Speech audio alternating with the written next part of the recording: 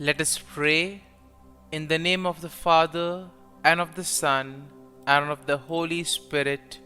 Amen.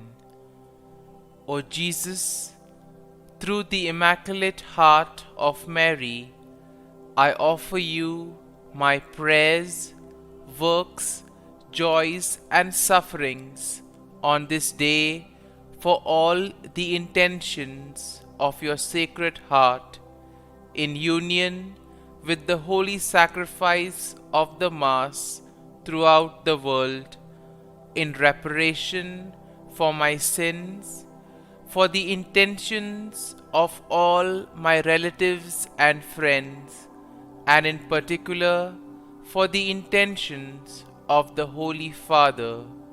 Amen. Let us pray for the intentions of the Holy Father for the month of March. For the new martyrs, we pray that those who risk their lives for the gospel in various parts of the world inflame the Church with their courage and missionary enthusiasm. Our Father, who art in heaven, hallowed be thy name. Thy kingdom come, thy will be done, on earth as it is in heaven. Give us this day our daily bread, and forgive us our trespasses, as we forgive those who trespass against us. And lead us not into temptation, but deliver us from evil. Amen. Hail Mary, full of grace, the Lord is with you. Blessed are you amongst women, and blessed is the fruit of thy womb, Jesus. Holy Mary, Mother of God, pray for us sinners, now and at the hour of our death. Amen. Glory be to the Father, and to the Son, and to the Holy Spirit, as it was in the beginning, is now, and ever shall be, world without end. Amen. My dear friends, as we enter in the presence of the Lord, as we begin this new day, let us take a few moments to thank the Lord for all that He has done for us.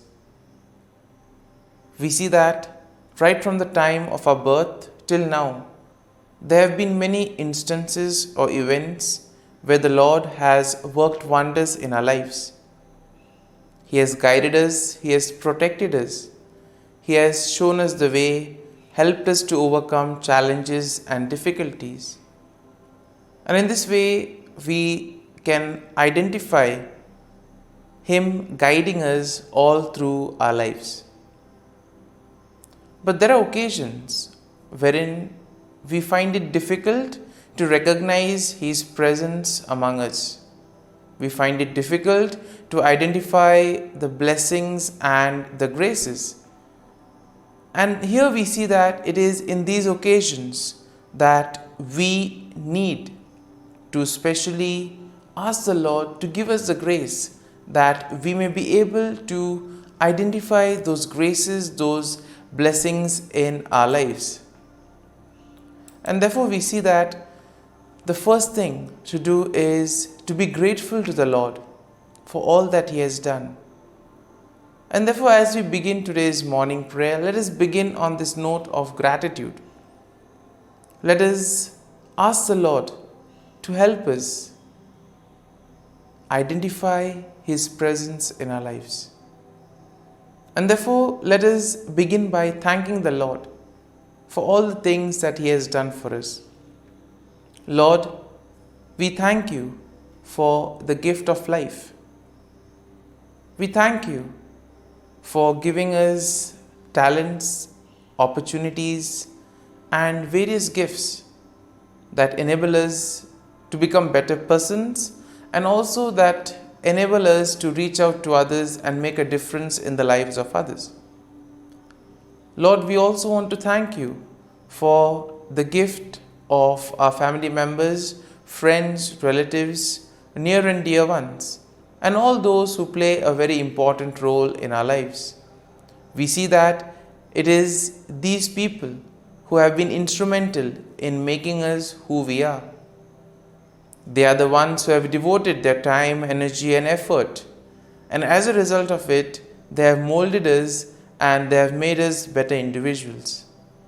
So today, Lord, in a very special way, we ask you to bless all their endeavors and give them all the graces that they may require in life. We also thank you, Lord, for giving us the gift of this day. A day that would help us in many ways to appreciate the good things that you have done for us.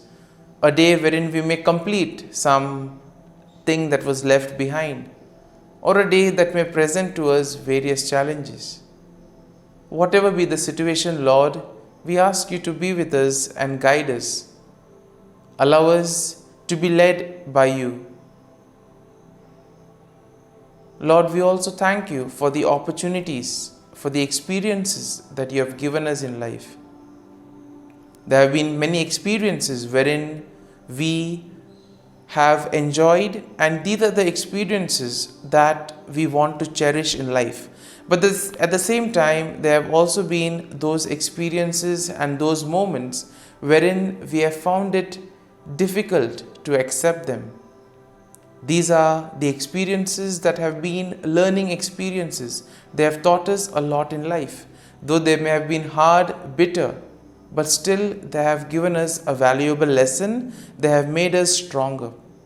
And therefore, Lord, we also thank you for those moments which have helped us to become strong, which have helped us to become better individuals.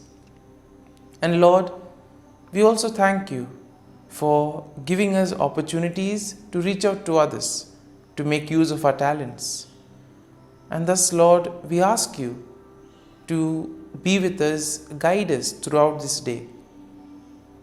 Lord, allow us to be led by you, so that whatever we do, our actions, our words, may reflect your love, joy, and mercy to the world around us. Help us to become your instruments, so that you may work in and through us.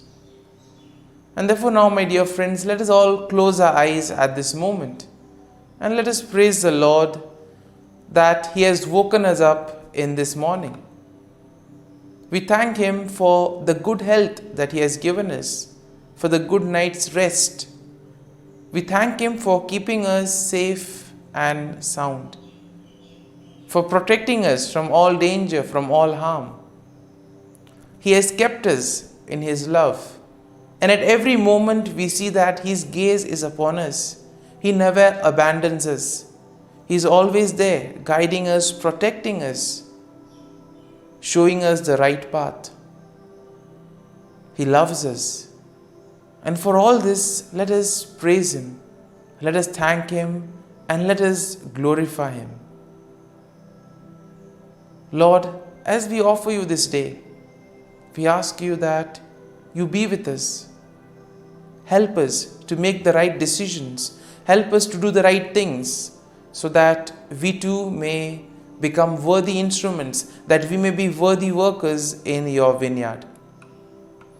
And therefore, my dear friends, let this day be a day of joy and blessings in the name of our Lord Jesus Christ.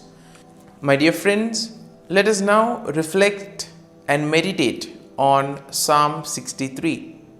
As usual, we shall have a general overview of the psalm, and then we shall take a look at the psalm in detail. And Psalm 63 is a psalm of David, expressing his deep longing and thirst for God's presence. And here we see that there is a longing to place unwavering trust in God's steadfast love.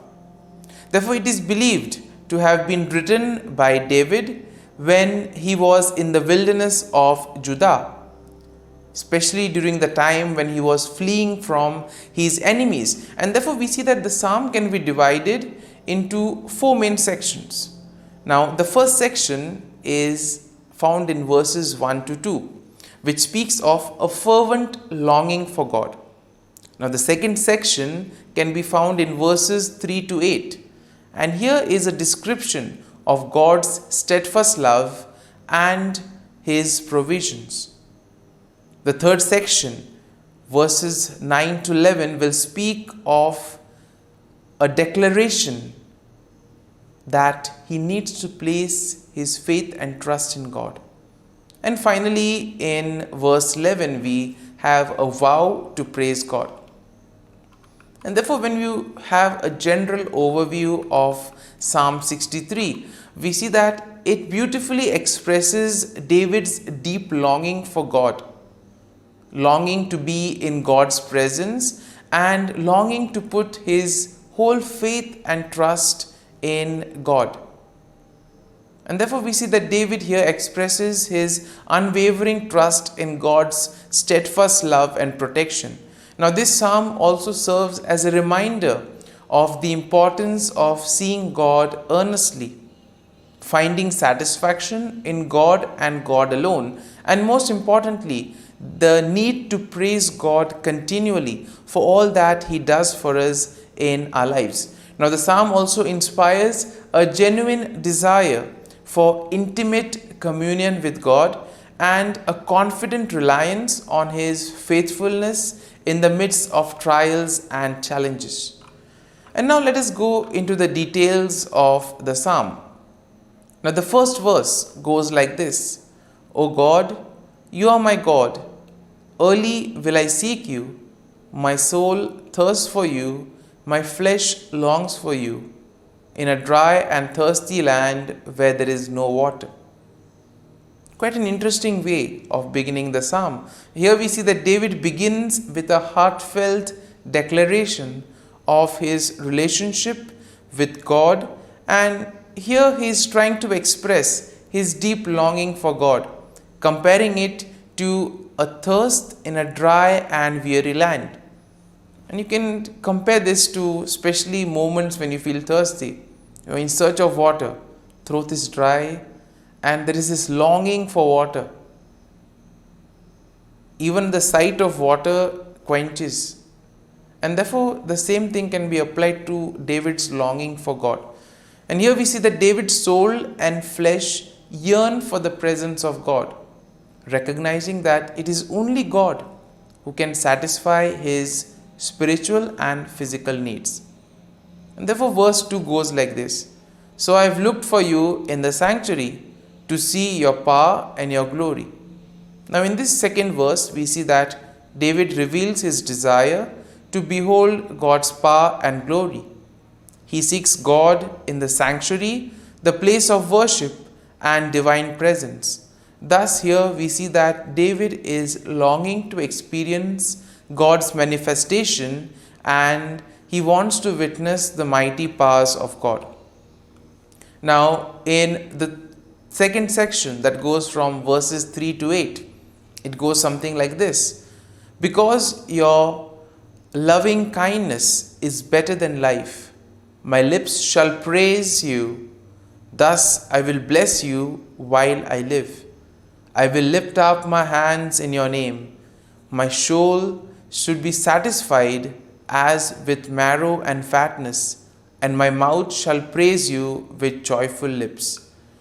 And in this section, we see that David reflects on God's steadfast love and provision. He therefore acknowledges that God's loving kindness is better than life itself. And this leads David to commit himself to praise God with his lips, with his actions, and thus lifting his hands in worship to God. Because he says that the words of the God are so great, the works of God, the actions, the deeds are so great that it evokes him to praise and thank the Lord for all that he has been doing. And therefore we see that David finds deep satisfaction and joy in God. His entire solace and security is in God. And therefore here we see that David meditates on God day and night, and he rejoices in the shelter that God provides him. And here we have the imagery of finding shelter in God's wings. Here we see that David will declare his unwavering devotion and trust in God, acknowledging that God's right hand upholds and sustains him. Now in verses 9 to 10 go like this: But those who seek my life to destroy it shall go into the lower parts of the earth. They shall fall by the sword, they shall be a portion for jackals. And here we see that in this section, David shifts his focus to his enemies. And here David places all his faith, trust and confidence in God's protection. He declares that those who seek to harm him will ultimately face destruction and they will be defeated. In contrast, we see that David, as the king, will rejoice in God. He declares that those who swear by God will find glory, while those who speak lies will be silenced. And this moves us or brings us to the final verse of the psalm. Verse 11, which goes like this: But the king shall rejoice in God. Everyone who swears by him shall glory, but the mouth of those who speak lies shall be stopped. Here the psalm concludes with a final affirmation of praise and glory to God. Therefore, David declares that he is the one who needs to place his faith and trust in God. David declares that as the king, he will rejoice in God. He acknowledges that those who do the will of God will find glory, but those who wander away from the Lord will ultimately meet their destruction. And in this way, we see that the psalm encourages us to place our faith and confidence in the Lord. And therefore, my dear friends, let us spend a few moments in silence, reflecting on this psalm. Maybe a word or a thought or a verse would have touched us. We may have been inspired by something that we have heard. Remain with that. Allow it to take root in you. And therefore, as we spend these moments in silence, let these thoughts or this verse take root in you. Go once again back to it and try to see what the Lord is communicating to you through that verse, through that thought. And therefore, allow the psalm to take root in you, so that ultimately your words, actions and thoughts may become just like the ones of Jesus, spreading and building the kingdom of God on earth.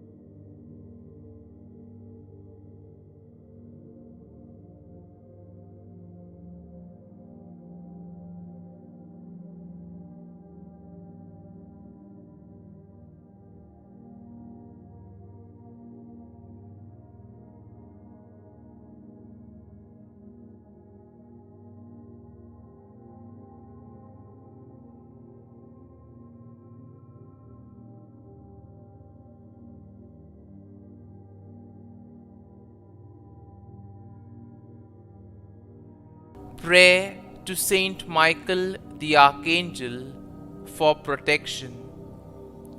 Saint Michael the Archangel, defend us in battle. Be our defense against the wickedness and snares of the devil. May God rebuke him, we humbly pray. And do thou, O Prince of the heavenly hosts, by the power of God, thrust into hell Satan and all the evil spirits who prowl about the world, seeking the ruin of souls. Amen. Act of Adoration. O Sacrament most holy, O Sacrament divine, all praise and all thanksgiving be every moment thine. Saint Gertrude, pray for souls in purgatory. Eternal Father, I offer Thee the most precious blood of Thy divine Son, Jesus, in union with the masses said throughout the world today, for all the holy souls in purgatory, for sinners everywhere, for sinners in the universal church, those in my own home and within my family. Amen. May the divine assistance remain always with us, and may the souls of the faithful departed through the mercy of God rest in peace. Amen. Glory be to the Father, and to the Son, and to the Holy Spirit, as it was in the beginning, is now, and ever shall be, world without end. Amen.